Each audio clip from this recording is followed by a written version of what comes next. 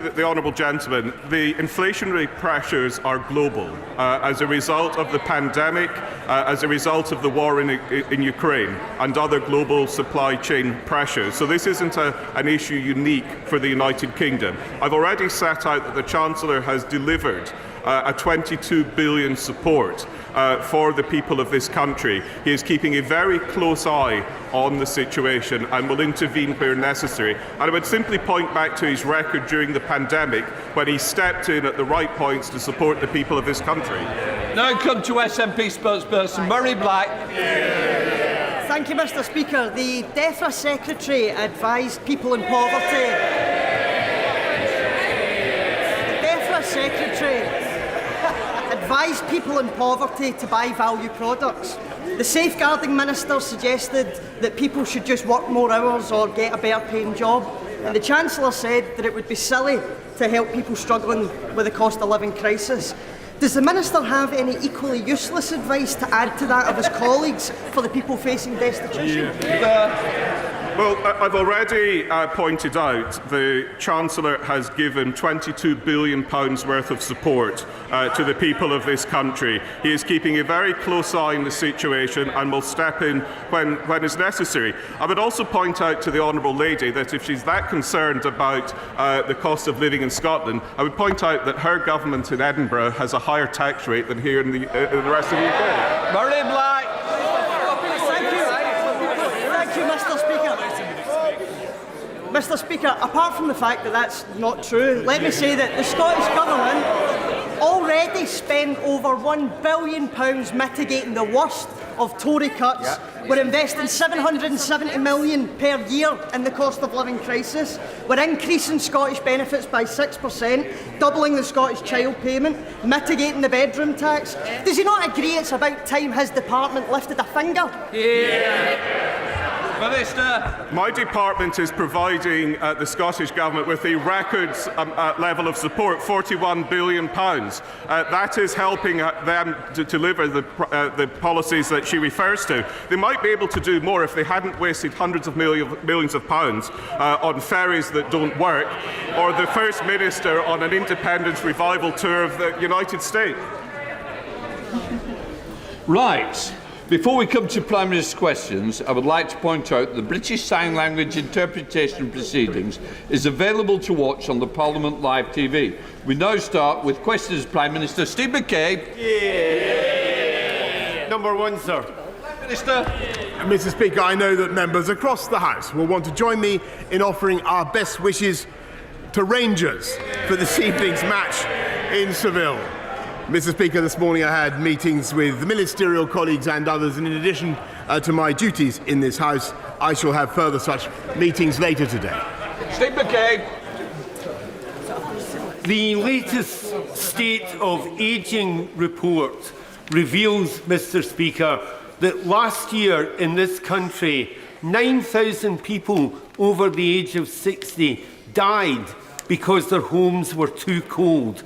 Will the Prime Minister give a guarantee that figure will be lower and not higher this time next year? Prime Minister.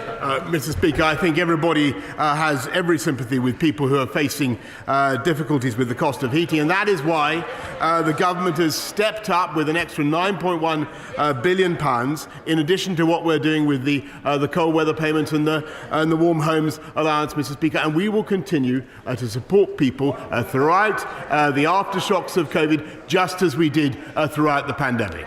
Elliot Goldburn. Thank you, Mr. Speaker. Figures released from the Department of Education show that last year, once again, Lib Dem-run Sutton Council became the highest rejecter of children applying for education, health and care assessments in the country. Nearly half of children were rejected compared to the national average of just 23%. Can the Prime Minister outline how the SEND review will help children and their families of SEN get access to the education that they deserve? Prime Minister.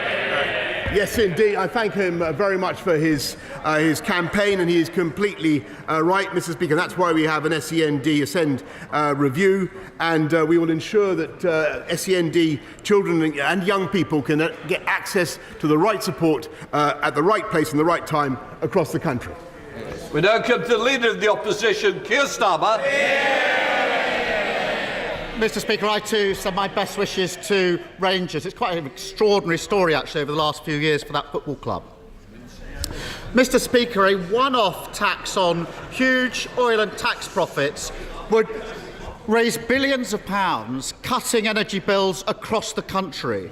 The Chancellor rightly says there are two camps on this. You're either for it or you're against it. But which camp does the Chancellor put himself in? He says, neither. Well, I'm in favour of it. The question for the Prime Minister is he for it? Is he against it? Or is he sitting on the fence like his Chancellor? Prime Minister.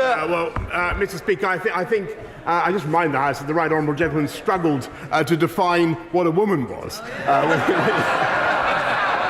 When he couldn't make up his mind on that point, Mr Speaker, heaven help us. Look, this government is not in principle in favour of higher taxation. Of course not.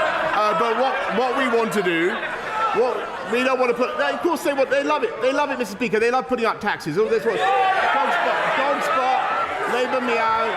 Labour puts up taxes. Catch me out. Labour put up taxes. What we want to do is take a sensible approach governed by the impact on investment and jobs, Mr Speaker. And that is the test of a strong economy. And it's by having a strong economy that we'll be able to look after people as we have done during COVID and as we will do in the aftershocks of COVID. And I'm proud to say, Mr Speaker, that this week it was revealed that unemployment has come down to the lowest level since 1974. When I was 10 years old, Mr Speaker. I don't know how old he was, but I was 10 years old. Keir Starmer. Mr Speaker, hang on. Last week he said, we'll have a look at it. Yesterday he voted against it. Anyone picking up the papers today would think they're for it, and now he says he's against it again. Clear as mud.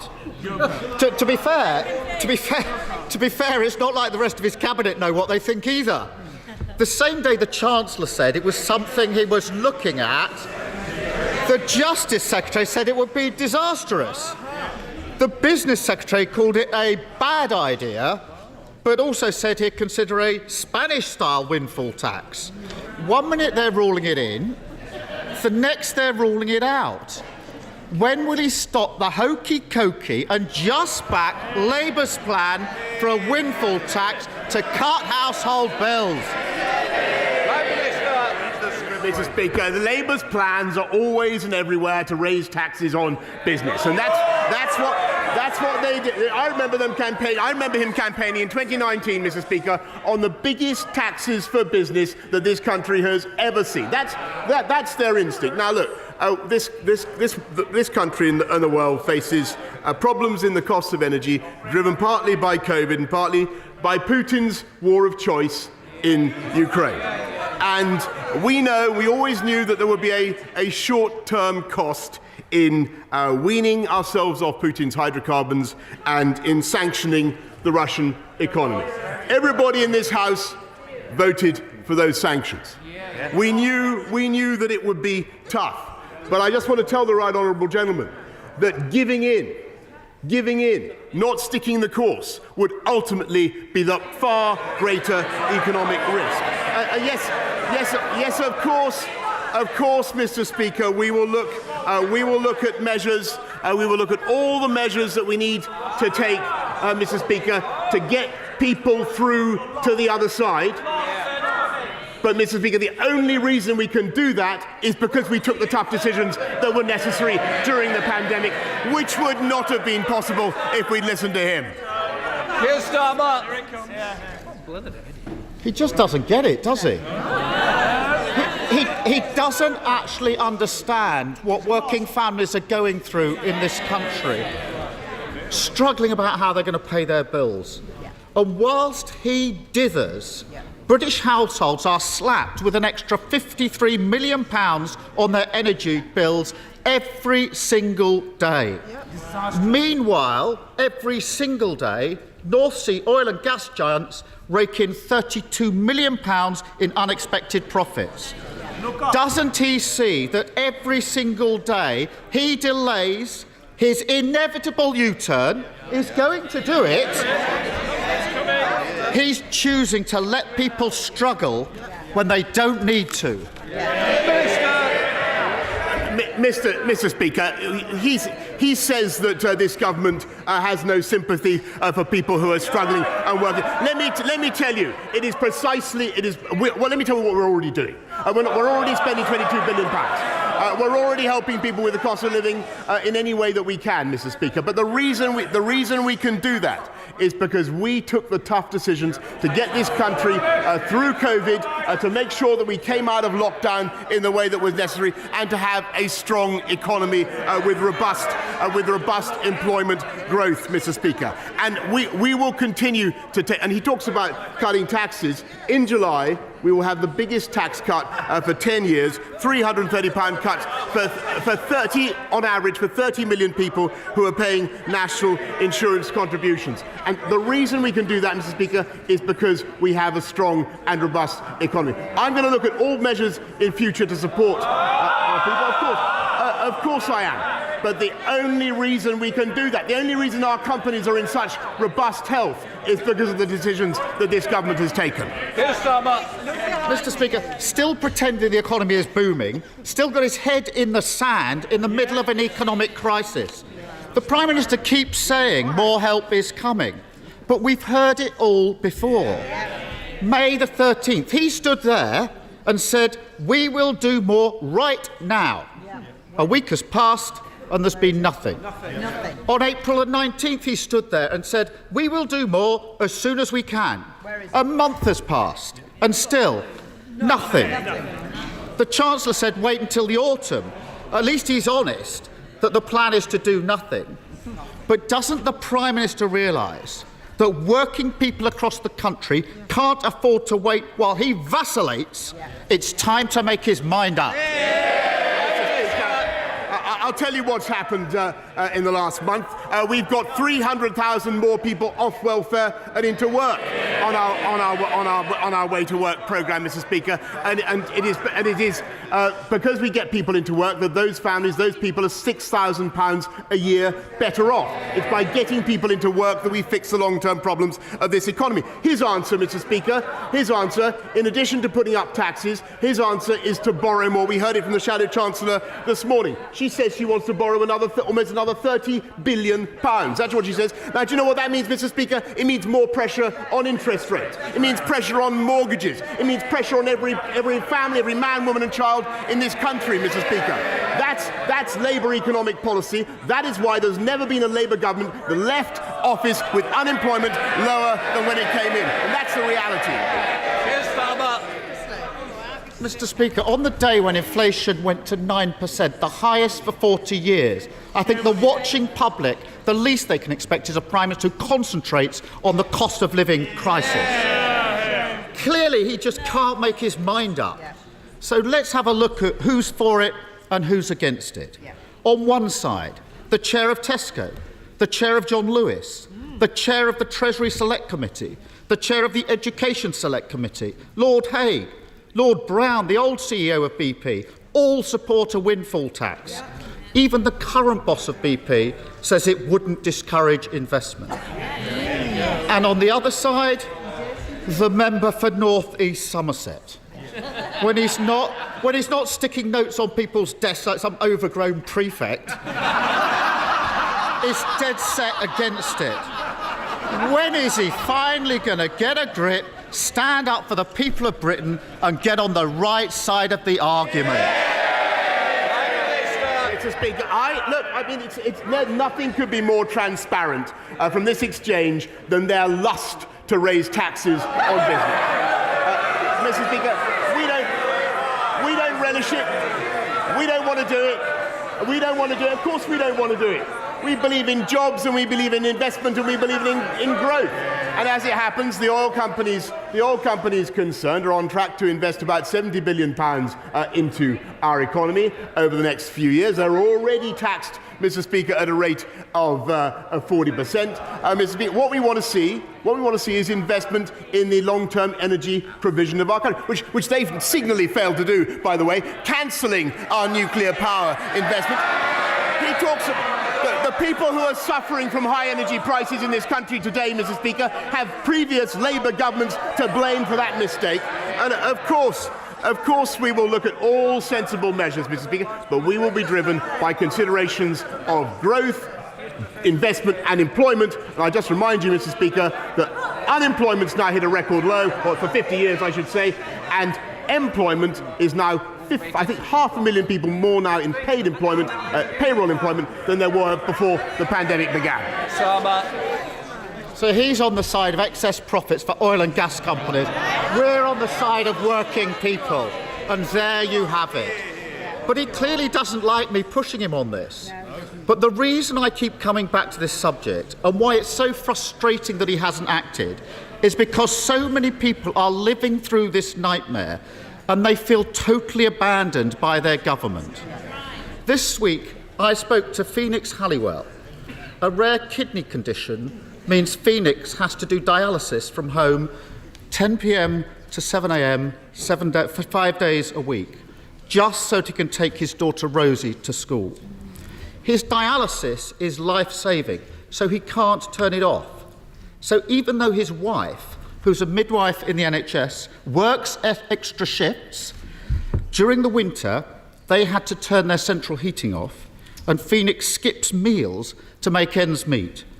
But their energy bill has still doubled. Phoenix says he feels like he's being priced out of existence. And it's not just him. Millions of our disabled, elderly and vulnerable neighbours are at the sharp end of this crisis. They simply can't afford to live with dignity. The decisions we make here matter. The cost of indecision is enormous. People across the country need action now. The plans are already there. The Prime Minister, stop the delay. Work with us to put them in place. Do it for households that face bills they can't afford. And do it for Phoenix, who simply can't afford to wait. Mr. Speaker, I'd be grateful if you could send me the details of the sad case, because the NHS does cover the costs of those who are on dialysis, Mr. Speaker. But if you send me, and by the way, of course, they voted against the vital investment in the NHS that this country needs. And I just remind him in the House of the key point. None of this is possible. The investment in the NHS isn't possible. The 22 billion that we've already put in isn't possible. The further investment that we're going to put in isn't possible without the strong economy that this government in this country has delivered. And it's because we took the tough decisions that I have mentioned that we have record low unemployment. It's record low for the last 50 years, Mr. Speaker. And this Queen's speech that we've been debating is about putting in the infrastructure, the skills, the technology that will continue to build the platform for growth and jobs in this country. And that is what this government is committed to doing, and that is the best way out of economic problems. And I thought it was fantastic, by the way, yesterday to see Her Majesty the Queen open Crossrail. 72,000 jobs that has already delivered, 90 billion it will produce for the whole of the UK economy. Well, let me just ask the right honourable gentleman, who was the Mayor of London when Crossrail was first started to be built, Mr. Speaker, and who was the Prime Minister who completed it, Mr. Speaker? We get the big things done, Mr. Speaker. There's never been a Labour government that left office with unemployment lower than when they began. Mr. Speaker, as the Prime Minister knows, thanks for visiting us in Leyland a couple of weeks ago, as he knows, knocking on doors there, crime and antisocial behaviour is a big issue for people locally. And part of that problem is that the local police, when response calls are required, are having to come in from Preston or the lovely Chorley. Now Lancashire has got 314 more police thanks to this government. Does the Prime Minister agree with me that we need to use some of those to get Leyland Police Response open? And will he work with me, the fabulous local police and the Police and Crime Commissioner to make that happen? Minister. Well, I thank my honourable friend. She's a terrific campaigner, a fantastic campaigner for her constituency. I discovered just the other day. And what we're doing is recruiting more police officers. 300 more in Lancashire, 13,576 more across the whole of the country. And of course, I'll be very happy to arrange the relevant meetings so that we can continue to drive neighbourhood crime, already down 33%, drive neighbourhood crime down even further. Leader of the SNP, Ian Blackford. Thank you, Mr. Speaker. I'm sure the whole House will want to join me in wishing Glasgow Rangers Football Club all the best in the final tonight in Seville. It's always a joy to see Scottish clubs get to the finals of European competition. Mr. Speaker, people didn't need to see this morning's official statistics to know that we're experiencing the highest inflation in 40 years. They know it because they're living with it. Families can't afford food. They can't pay their bills. And we're only at the beginning. And as always under the Tories, the poorest are punished the most. For months, people have been crying out for support. But month after month, a distracted Downing Street has failed to lift a finger to help. Does the Prime Minister still support his Chancellor's insulting statement that acting now in this cost of living emergency would just be silly? Prime Minister. Mr. Speaker, I support the Chancellor's work in lifting the living wage by a record amount, Mr. Speaker, by making sure people on universal credit pay £1,000 less in tax, by making sure that by putting another £22 billion into supporting people with the cost of living, 9.1 billion already to help people with the cost of energy, and above all, I support what he has done to deliver a strong economic foundation which makes all that possible, Mr. Speaker. My goodness, talk about an Aesop's fable. Every day this Prime Minister remains out of touch, people remain out of pocket. And by the way, Prime Minister, £20 a week was taken out of people's universal credit. You know, the Prime Minister's just confirmed he does think it would be silly to intervene. Because the Tories' only response to this cost of living crisis has been insults and inaction. The Tory backbencher who thinks poor people just need cooking lessons. The Tory minister who thinks that people should just get a better paid job. And the Chancellor who thinks it would be silly to act now. This is the cost of living crisis from Westminster.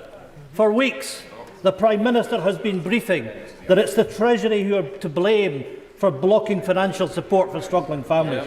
Well, Prime Minister, it's time to stop sniping from the sidelines. If this Chancellor won't deliver an emergency budget, it's time for the Prime Minister to sack the Treasury, to sack the Chancellor, and to put somebody else in office that will act. Prime Minister. Look, Mr. Speaker, I think that the right honourable gentleman should understand that I want to get back to the crucial point. We've been through COVID.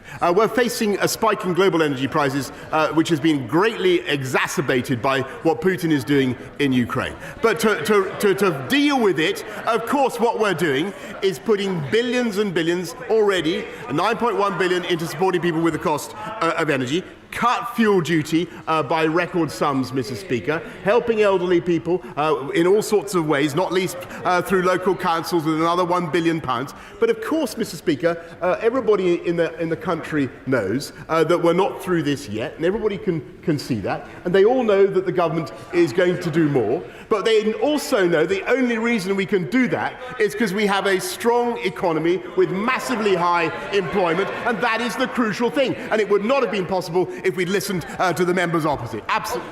Dr. Luke Evans.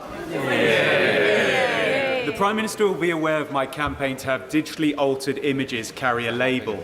Last week was Mental Health Awareness Week, and there are 1.25 million people with eating disorders and 1 million people using steroids.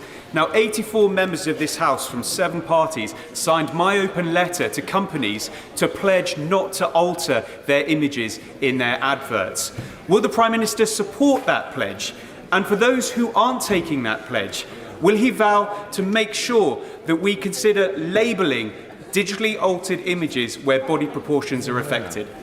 Minister. Look, I thank my honourable friend for his fantastic campaign, and he and I have talked about it at length. And I do think there is clearly a risk to mental health as young people are given unrealistic expectations about how they should look because of the stuff that they see. I think the kite mark suggestion that he's brought forward is extremely useful, and I'll make sure that we follow it up as part of our mental health plan. Ed Davey. Can I join other new fans of Rangers and wish them good luck in Seville tonight? Mr. Speaker, British farmers are the best in the world. They could play a big part in the answer of how families and pensioners put food on the table during the cost of living emergency. But from Caithness to Cumbria, from Shropshire to Devon, farmers' own input costs are spiralling upwards. Animal feed up 60%, Mr. Speaker. Fertiliser prices more than doubled. Yet instead of helping Britain's own food producers, the government is slashing the support payments that farmers rely on, sometimes for up to 50% of their income, even before a new scheme is in place. So will the Prime Minister meet with farming leaders and myself to understand the extreme challenges they are facing so our farmers can do their bit to help families and pensioners afford to put food on the table during this economic crisis? Prime Minister. I thank the right honourable gentleman. I can tell him that yes, I do recognise the challenges that farmers are facing with the costs of their inputs in fuel and in fertiliser, and that's why we're working so hard to abate those costs. But what we've also got to do, and not just cutting duty, but everything else that we can do to ensure that we fix the energy crisis. But what we're also doing, Mr. Speaker, is championing UK food and farming, which has fantastic export markets around the world, and now has 70 free trade deals to exploit in a world avid, as he rightly says, for delicious, wholesome, nutritious UK food and drink. And I'd be very happy to organise the relevant meeting with the right honourable gentleman. Julie Malson. Thank you, Mr. Speaker. Would my right honourable friend join me in thanking my constituents in Hertford and Stortford, who are offering help and refuge to Ukrainians suffering from and fleeing the Russian invasion? And can he set out how his visit to Sweden and Finland ensured closer cooperation with our allies to secure the long-term stability and security of Europe, as my constituents are rightly concerned about ongoing Russian aggression? Minister. I thank her very much. I want to thank her constituents very much for what they're doing to help Ukrainians fleeing war and aggression. And I know that members up and down the country have constituents who are being incredibly generous. I think we can all be proud of the UK's efforts. Yes, Mr. Speaker, it's true that the UK signed historic declarations the other day with Sweden and Finland to reinforce our security, our mutual security, and to fortify Europe's defences. And I think it has been a massive step change in our cooperation, a thoroughly good thing, and it has been driven, Mr. Speaker, in the cases of both Sweden and Finland, by the people themselves who see the logic of NATO membership. Mr. Brandishaw. Thank you, Mr. Speaker. The Home Office, Health and others now regularly take 6 months to respond to letters to ministers. Immigration cases wait years to hear anything at all. But instead of putting resources into fixing this unacceptable problem, the Prime Minister is choosing to fire thousands of civil servants, and his ministers wander around Whitehall putting post-it notes on desks he thinks looks too empty. Will the Prime Minister personally look into this issue and instruct his ministers and civil servants to give our constituents the attention they deserve? Prime Minister. I thank him very much, but I have to say that, Mr. Speaker, I must respectfully disagree with the implication that for the civil service that working from home is everywhere as productive as being in the office and returning. And I simply don't accept that. I do think that we will become more productive and more efficient if, on the whole, we find ways to get back to our desks. Richard Holden. Thank you very much indeed, Mr. Speaker. Following my campaign, Wittenley Weir Primary School is now being granted 350 grand for improvement works by Durham County Council. The only time that this has happened is now, after Labour lost control of the council, the first time in over 100 years last year. Villarreal School, Ledgate Primary School and Concert Juniors in North West Durham are also going to be applying for the Condition Improvement Fund. So can I urge my honourable friend to ensure that those cases are taken as seriously as possible? But would my right honourable friend more broadly agree with me that education is a cornerstone of levelling up and ensuring more good jobs are available locally in County Durham too? So that it's more than just a place to bring friends for a social evening of beer and takeaway curry, and an even better place to live, work and bring up a family. Sorry, Prime Minister, just I've got a real problem. Some people aren't going to get in, and we've seen the time now, and we're only on question 16. I wanted everybody to help each other, so we could speed up. We might get a few more in, Prime Minister. Well, I just want to thank my honourable friend, who's a massive champion for his constituency for North West Durham, and I'm delighted that he's been a supporter of County Durham's bid for City of Culture, culture in its widest interpretation, and I support him in everything he does. Thank you, Mr. Speaker. I'm sure the Prime Minister knows that this is Dementia Awareness Week, and I'm proud that the Dementia Research Institute now calls Wales home. In 2019, the Tory manifesto promised to double funding for dementia research, but the researchers are still waiting for this money. So, can the Prime Minister tell me, in this Dementia Action Week, when the Dementia Moonshot will be delivered? Mr. Speaker, we intend fully to deliver the Dementia Moonshot, but never forget, Mr. Speaker, that this was the party that voted against £13 billion a year extra for the NHS.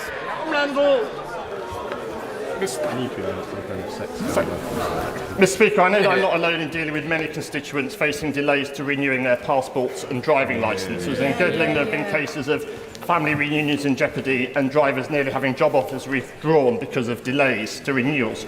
Can my right honourable friend assure me that everything is being done that is possible to be done in government to address this problem, so we can get the good folk of Gödling back on the road and away for their holidays? Minister. Mr. Speaker, I'm told that the driving licences are now being issued faster than they were. There are no delays in successful online driving licence applications, and the customers should receive their licence within a few days. Now, if I'm misinformed about that, Mr. Speaker, I trust my honourable friend will let me know. Alex Sobel. Thank you, Mr. Speaker. Prime Minister, food prices are going up, rents are going up, energy costs are going up. Every day I've got more and more constituents coming to me to say they thought the day would never come. Things just cost too much. At the same time, people are anchored to the minimum wage, working 2, 3, 4, 5 jobs on low wages, within work benefits. They just can't afford it. At the same time, we have the Minister, the Honourable Lady Member for Edgett, saying to survive they should take on more hours or get a better job. Does the Prime Minister agree with his Minister, or does he agree with me that we should have an emergency budget?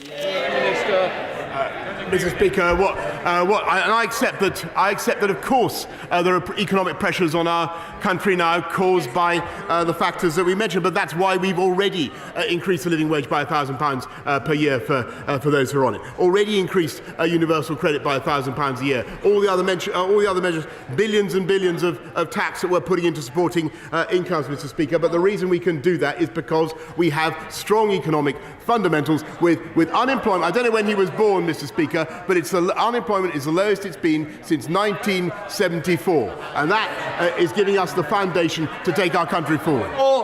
Thank you, Mr. Speaker. The Airedale Hospital recently submitted its bid to be one of the government's new hospitals, and this is because the Airedale has an extremely high structural risk profile, with 83% of the building being constructed from aerated concrete. There are several wards that are closed due to structural risk, and the hospital is now over 20 years beyond its original life expectancy. So can the Prime Minister personally assure me that we will be able to deliver a new Airedale Hospital which is fit for the future? Prime Minister. Well, Mr. Speaker, there's a lot of pressure on me to dish out yet another hospital from this dispatch box. But I can tell him that we're reviewing all applications for the next 8 hospitals in our new hospital programme, which is the biggest in a generation, Mr. Speaker. Only possible because we have a strong economy, Mr. Speaker, and we'll make he's a doughty campaigner for his constituents. We'll make a final decision later this year. Thank you, Mr. Speaker. On the 26th of February, a private charter flight to Moscow was allowed to take off from Inverness Airport, an apparent breach of a UK ban on flights of that nature, which had come into effect from midnight the day before. Now, air traffic control transcripts published this week in the Press and Journal newspaper have revealed that despite being informed of the intended flight, no attempt was made by the UK government or its agencies to prevent the plane from taking off. Will the Prime Minister commit to informing the House at the earliest opportunity who was travelling on that flight, why, despite being informed in advance of the flight, was no attempt made by the UK government to keep the plane on the ground, and what will the Prime Minister personally do to try and prevent any similar breaches of sanctions from happening in the future? I thank him very much. I'll make sure that as soon as we can get some, I don't know the answer to his question, but as soon as we can get some information about that, Mr. Speaker, I'll make sure the House is properly informed. Andy Carter. Thank you very much, Mr. Speaker. Earlier this week, the Planning Inspectorate waved through a decision by Labour councillors to build a massive logistics hub in South Warrington. The plans are contrary to national policy, entirely in the Greenbelt, and have been approved despite more than 1,000 letters of objection. Does the Prime Minister agree with me that listening to local communities and protecting our precious Greenbelt must be at the heart of planning policy? And will he meet with me to see how local residents can have their voices heard? Prime Minister. Well, Mr. Speaker, local residents could have no more powerful voice than that of my honourable friend. The House will have heard him loud and clear. I know the Ministry, Department of Levelling Up, will have heard him loud and clear. I will make sure that he gets the relevant meeting. And the Bada. No bullying and no harassment, no leaking, no misuse of taxpayers' money, and no actual or perceived conflicts of interest. The precious principles of public life enshrined in this document must be honoured at all time. Those, Mr. Speaker, are the Prime Minister's own words from the Ministerial Code. So can the Prime Minister tell me, on a scale of 1 to 10, how's he doing with keeping to those principles? Mr. Speaker, I think 10 out of 10, Mr. Speaker, because what we believe in this government in adhering to the principles of the Ministerial Code, and by the way, it's an important point because, Mr. Speaker, there's a lot of attacks on MPs, on what goes on in this place, and I think it is always worth stressing that the vast majority of people who work in the House of Commons, members of Parliament, are doing a very good job and working very hard and are not misbehaving. Idle question, Kevin Hollinray. Thank you, Mr. Speaker. Thurska Molson has welcomed asylum seekers from all parts of the world, including Syria and the Ukraine.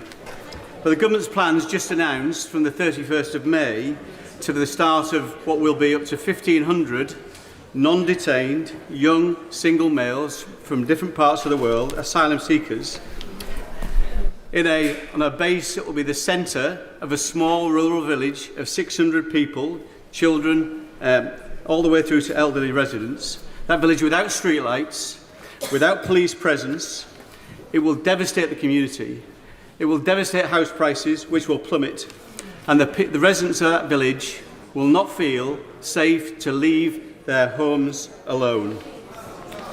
Will my right honourable friend please, on behalf of the community, please stop these plans? Prime Minister. I thank him. I thank him very much, and I know that my right honourable friend, the Home Secretary, is engaging with him and with others locally about the use of the site, and I hear loud and clear what he's had to say. Indeed, I'm the recipient of many of his intercessions on this matter, and I understand the strength of feeling in his constituency, and I'm sure that there will be further meetings between him and the Home Office about what we can do. That ends questions. We're going to let it clear while.